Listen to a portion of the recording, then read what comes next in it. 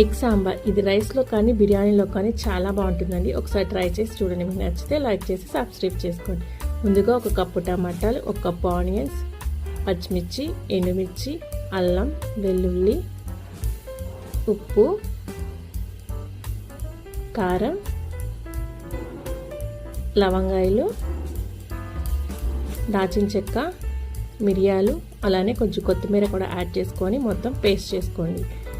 ఇప్పుడు ఆయిల్లో కొంచెం జీలకర్ర వేసుకొని దీంట్లోనే ఆనియన్స్, కరివేపాకు, పసుపు యాడ్ చేసి ఫ్రై చేసుకోండి. దీంట్లో పేస్ట్ని మొత్తం యాడ్ చేసుకొని ఒక 5 మినిట్స్ పాటు కుక్ చేసుకోండి. దీంట్లో వాటర్ని అడ్జస్ట్ చేసుకొని సాల్ట్ కూడా అడ్జస్ట్ చేసుకొని వేసుకోండి.